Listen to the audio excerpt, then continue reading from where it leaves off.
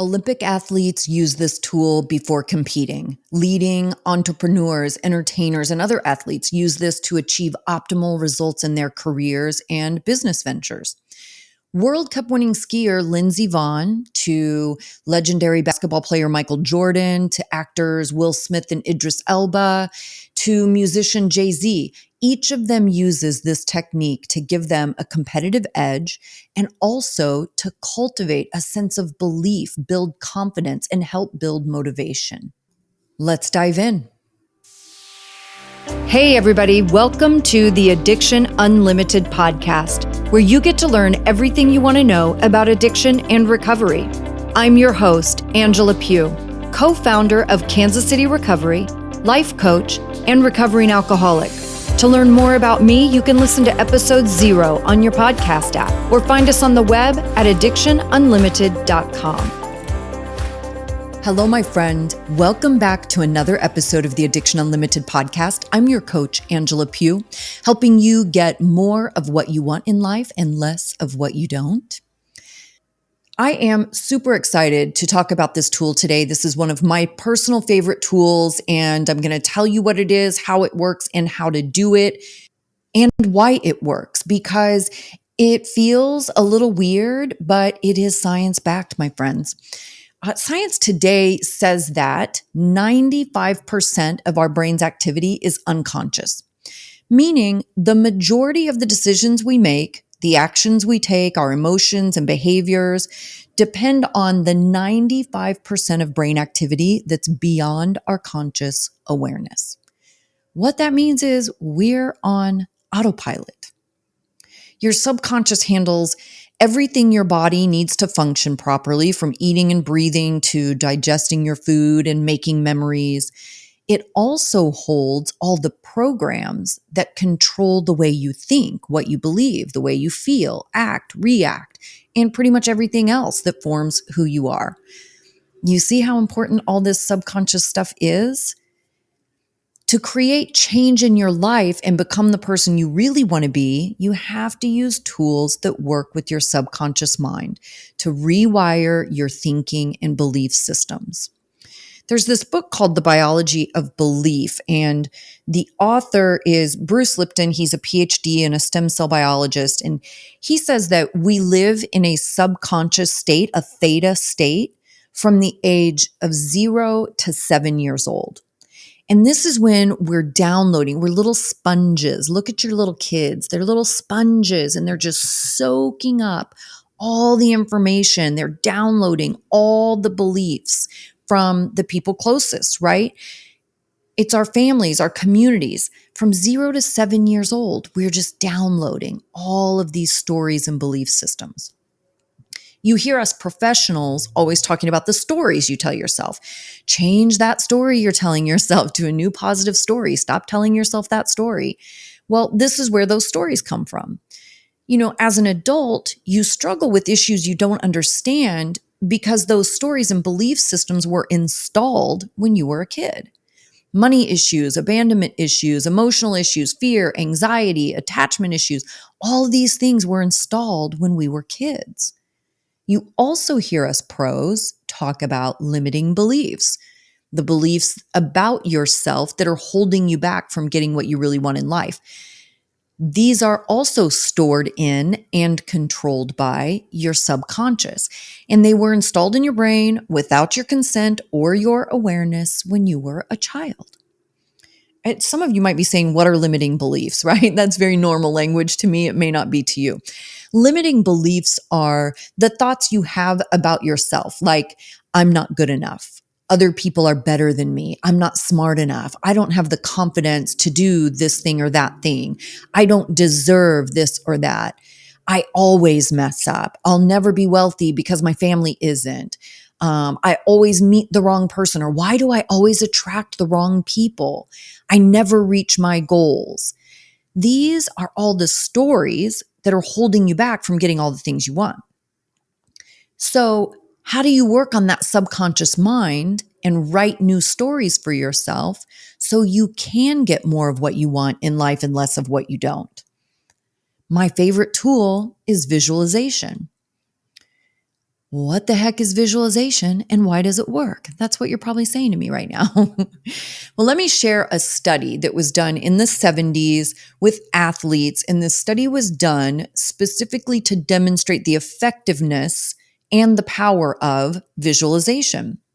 So this was done on basketball players, and they were separated into 3 groups, and each group had a different workout for 30 days. The first group had to shoot baskets, like you think traditional practice. You go to practice, you shoot baskets, right? The second group had to imagine shooting successful baskets. And the third group did nothing. Here's what's interesting. The first group, who physically went and shot shots, improved their results by 24%.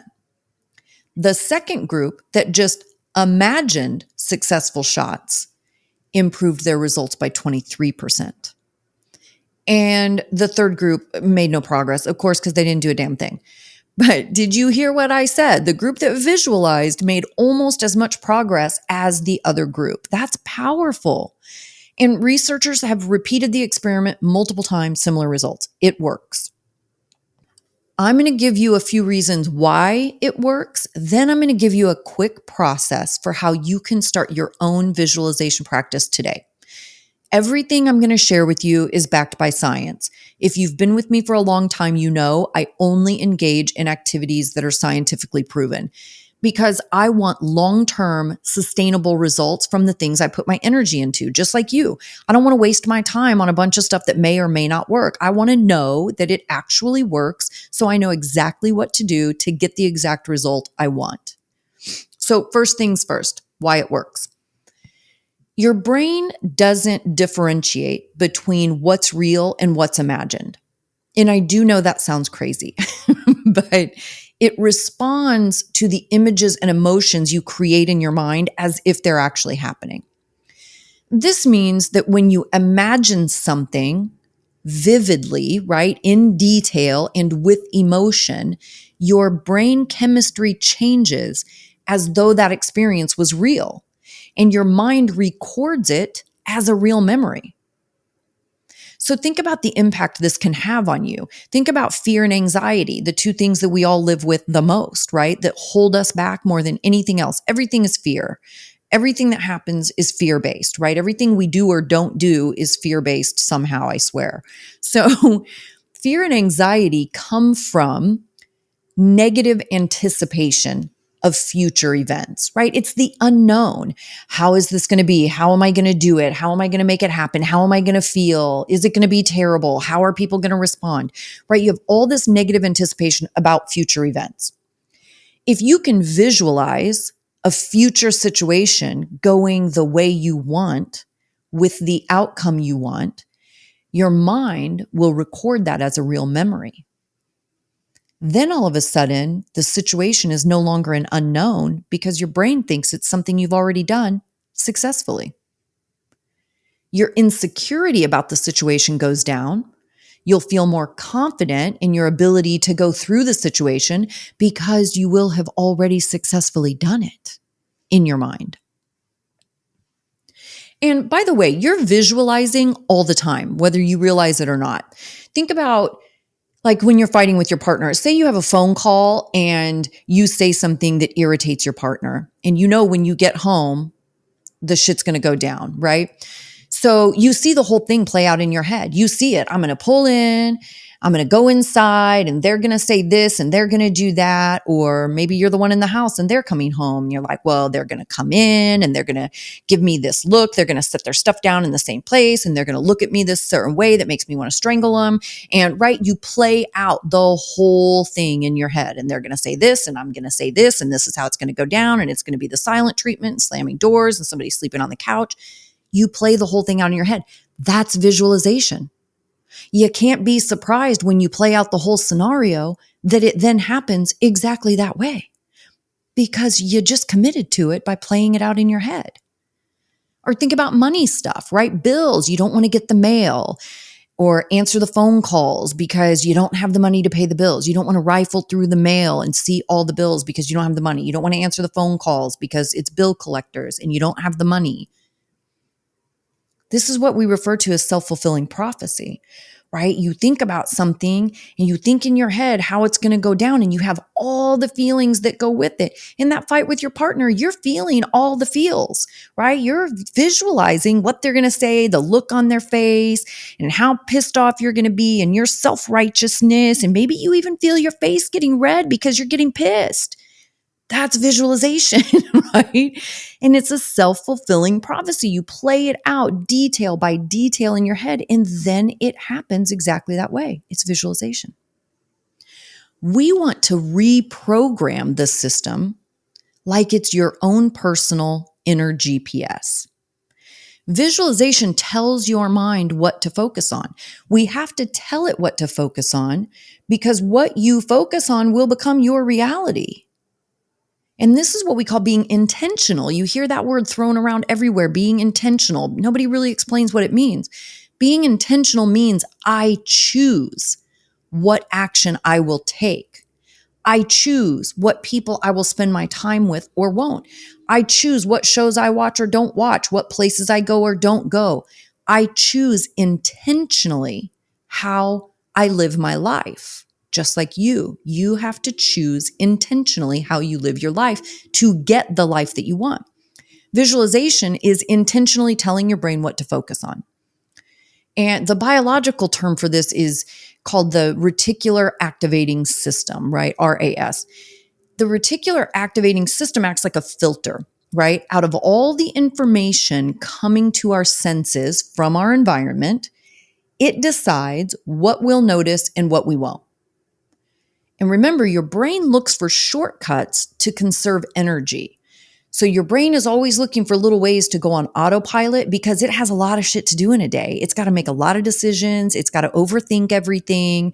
It's got to twist things up and blow them out of proportion. I mean, our brains are busy, you know?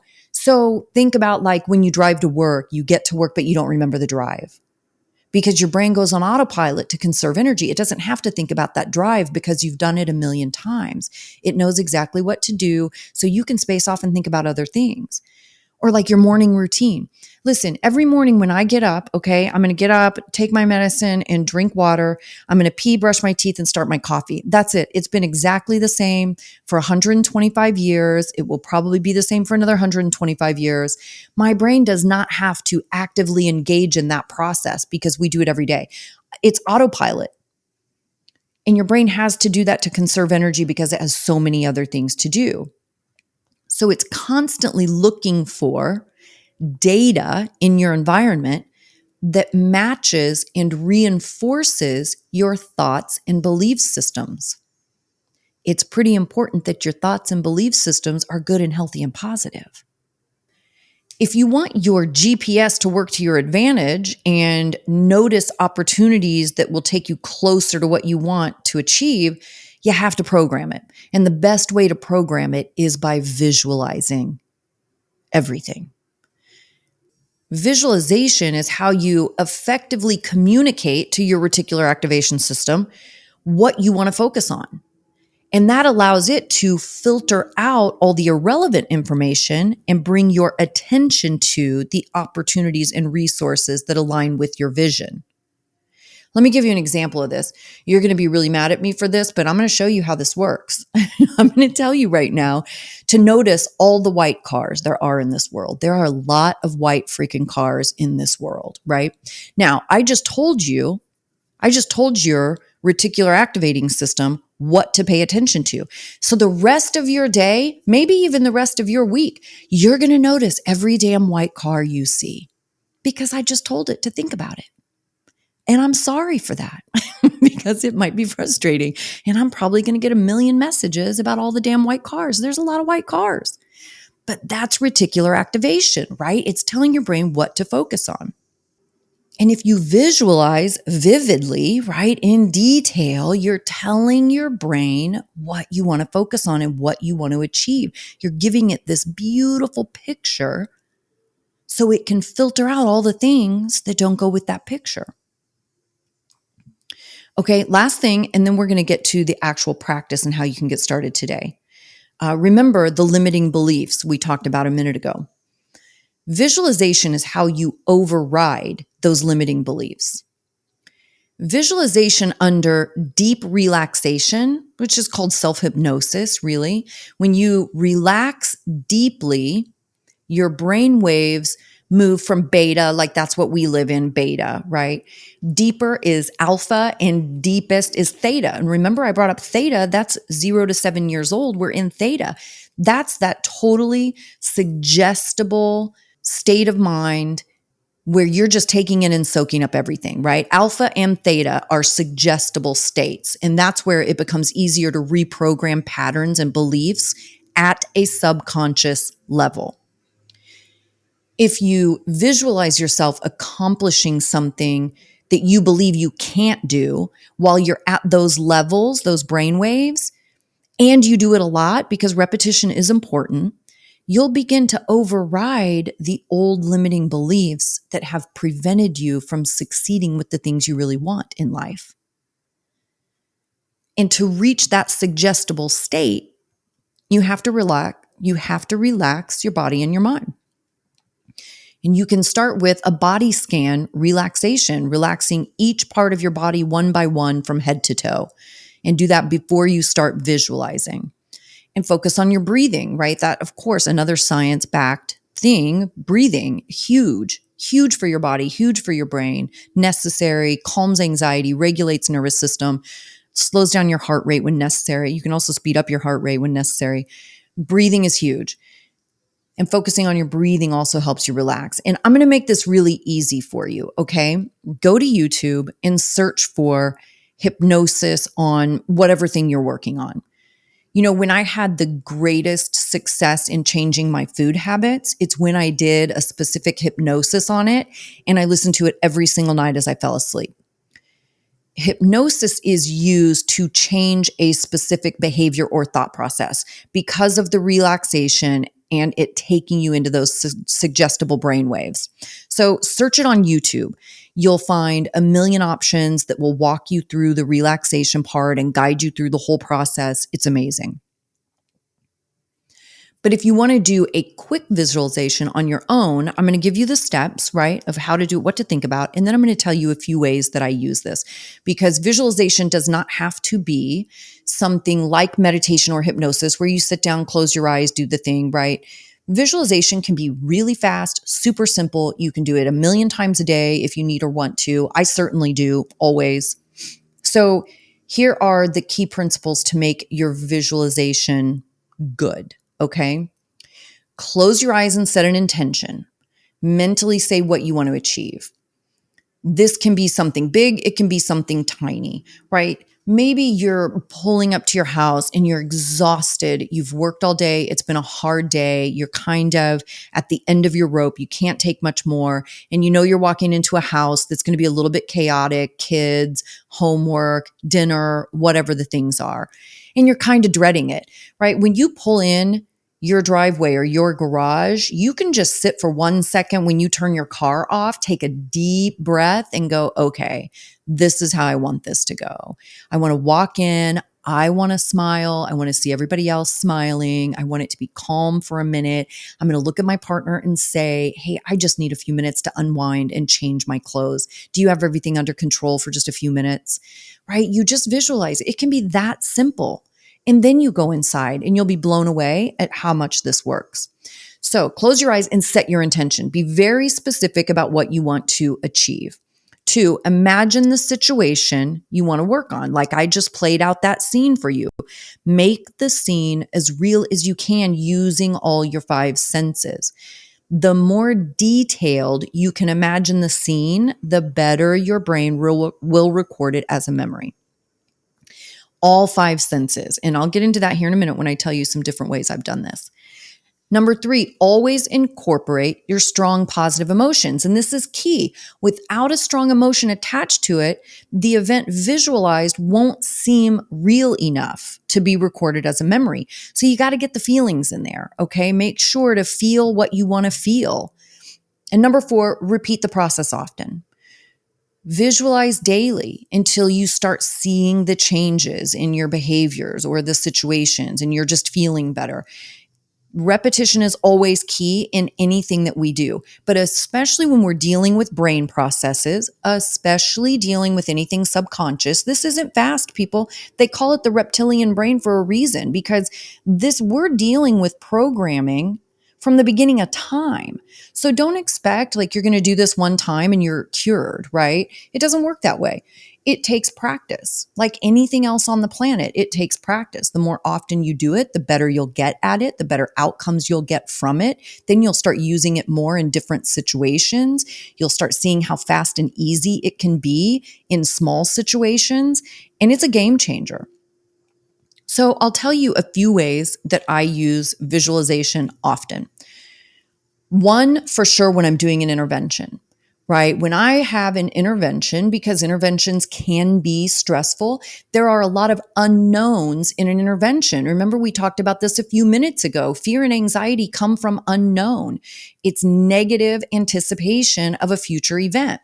So when I'm going into an intervention, I spend a ton of time in visualization that day before I go to the intervention, a ton of time.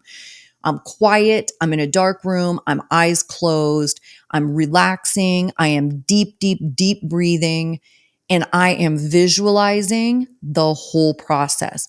Now, when I'm walking into an intervention, oftentimes I don't know. I've never been to the house where I'm going, right? So I might not be able to see the room perfectly, and I don't know all the faces. But what I do know is how I want the energy of that room to feel. I want it to be safe. I want it to be full of love. I want to be calm and loving and kind. And I want to feel like a safe space for everybody else in that room. So I visualize all those pieces. I see me walking in. I feel me being relaxed. I feel my purse in my hand as I set it on the counter. I feel sitting in the chair. I see me smiling at the other people and them smiling back at me. And I feel how relaxed we are, right? It's all of those pieces. You see how I put all the senses in there? Now, usually I'm walking in and I'll bring donuts or bagels, or I'll have a coffee in my hand. So I will smell those smells as I'm visualizing this process. And I just visualize it all the way through. I visualize how I want to feel and how I want the person to feel and what I want the outcome to be. I visualize everybody hugging at the end when the person says, yes, I'll go to treatment. I visualize how proud I am of them. And I visualize all the excitement and hope I have for their future, because they have no idea how good their life can get, right? That's visualization. Another way I've done this is with money stuff. When I've been broke, listen, you can visualize and manifest some money. Okay. And here's the one I did years ago. I did this one for money, and it was a visualization of going to my bank and going up to the ATM, putting my card in and seeing a certain balance come up. Cause it always asks you, do you want your balance? And listen, this isn't even something that I do, to be like, I never get my balance from the ATM. I don't even go to the ATM, So in that way, it's not real, but maybe I see the balance on the app on my phone. Maybe I see it when I log on my computer, but it's just seeing that balance and it being a certain number. And that's what I was driving for at that time. So I would visualize driving to my bank. And in my visualization, it would be winter, because that's my favorite time of year, right? And one of my happiest things is when I walk outside and super cold air hits my face. Nothing makes me happier. So that was my visualization. I drive to the bank. I pull up in the parking spot. I see the whole bank, the ATM, my parking spot. I visualize what I'm wearing. Of course, I'm in heels. I visualize opening the door. I feel the cold air hit me. I hear my heel hit the ground as I take my foot out of the car. I hear my heels click, click, click, click, click as I walk up to the ATM machine. I put my card in. I feel how cold the buttons are as I enter my PIN number. I kind of shiver a bit, right? Because it's cold AF, just like I like it. And I just visualize the whole thing. And I visualize that balance coming up. And I visualize the gratitude I feel when I see that balance, because I'm so happy and grateful that I hit my goal. And I'm so grateful that I can take a breath and relax because I can pay all my stuff. Like, visualize every detail. If I visualize going into the bank, I visualize walking up to the door. I visualize what the handle feels like when I grab the handle to open the door. I visualize the smell. See, my old bank made cookies, and I had one branch that did popcorn. So every time I walked in, it was this smell, right? And I visualize that smell, and I think, "Ooh, damn, that smells good. I'd love to have about 20 of those cookies. At least I want at least 20." But I visualize seeing the teller and smiling at them. And I visualize them smiling back. And I visualize, "Hi, how are you? I'm good. How are you?" Visualize the whole thing. I visualize my conversation. I visualize how I want to feel. Listen, there have been times I've gone to the bank. If I'm visualizing money stuff, it's because I'm broke as a joke. And that is nerve wracking. And there's so much anxiety and embarrassment and shame wrapped up in being broke, right? And I know all those feelings really well. And it's hard sometimes to walk in the bank and a stranger is pulling up your account information, and maybe it's even negative, right? Like, it's humiliating. But I got to visualize walking in and doing the thing like it is happening the way I want it to happen. And I visualize them seeing my balance and going, "Damn, she must really have her shit together," right? But you visualize all those pieces. Does this make sense? Let me give you a little one that I did a minute ago. I talked about when you're coming home. And I used to do this one all the time when I would pull in the garage, when I was living with people, and I would pull in the garage and I would just take a few deep breaths and be like, "Okay, this is how I want this to go. And I want to be relaxed, and I want to be happy, and I want to hug, and I want to give happiness, and I want them to feel fantastic, and I want it to be a great evening, and I want everybody to be happy and calm and cool and smell the smells and hear the noises and do all the things." And I would just do that for 10 or 15 seconds before I walked in the door. And that's what I'm saying. This doesn't have to be a crazy practice. This doesn't have to be, where we build things up in our head like meditation, like, "Oh my God, I've got to sit down in a dark room with a monk for 5 hours and meditate." Like, don't blow it out of proportion. You can do this in seconds. You also have heard me talk about on many episodes the bathroom break. This is a similar thing. There is no situation on the planet it's inappropriate to excuse yourself to the restroom. I can use that few minutes that I'm in there to visualize. And I've done this before. I had this one time, somebody was really irritating the life out of me. And this is way back a long time ago when my temper was still really out of control. And I excused myself to the bathroom and I sat down in that stall and I was like, "Please don't let me hit this person. Please don't let me punch this person. I cannot punch this person.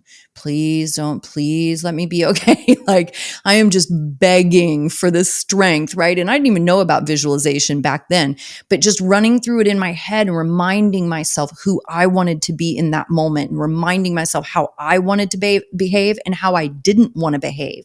And I walked out of that bathroom and lo and behold, that person was like, "Well, I'm going to take off for the night." And I was like, "Damn, I don't have to worry about hitting him anymore."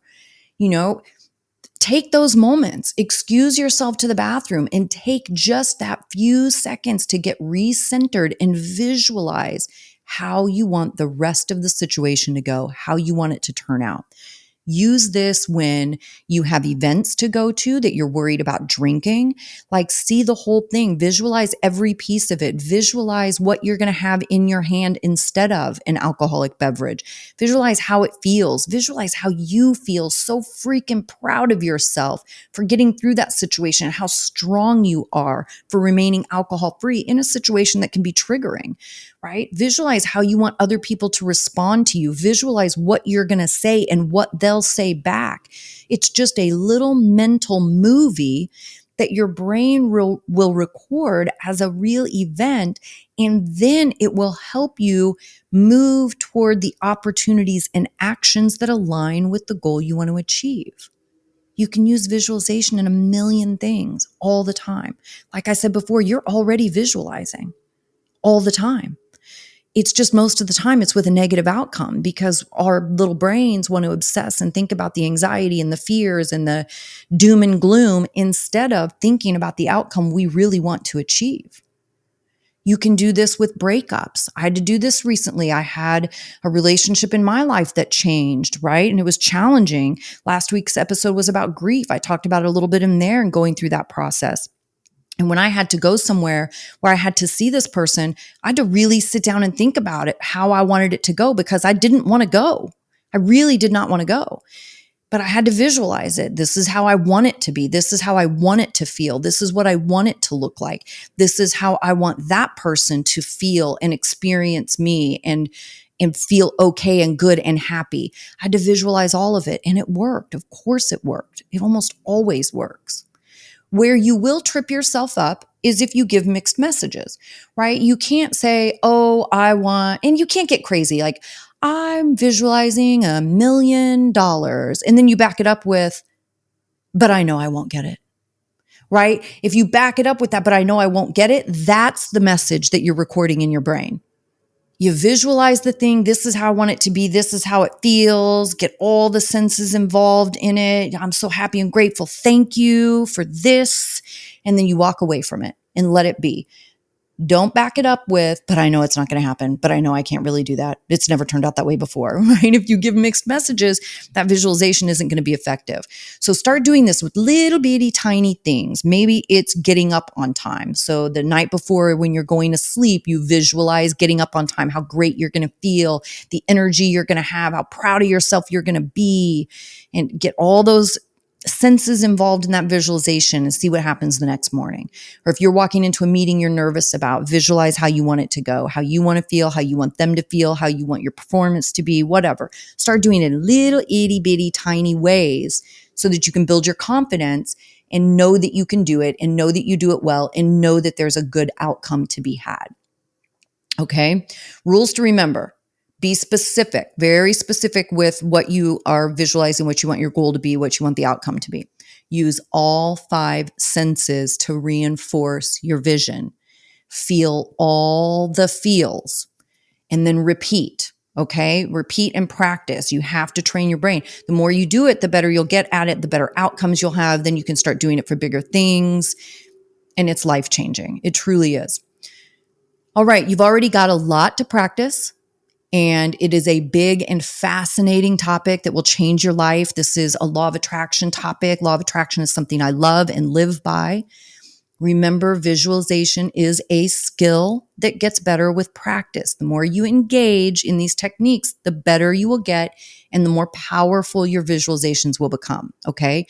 Get creative, explore different methods, find what works best for you. The more you do it, the closer you get to turning your dreams into your reality and really creating the life that you want.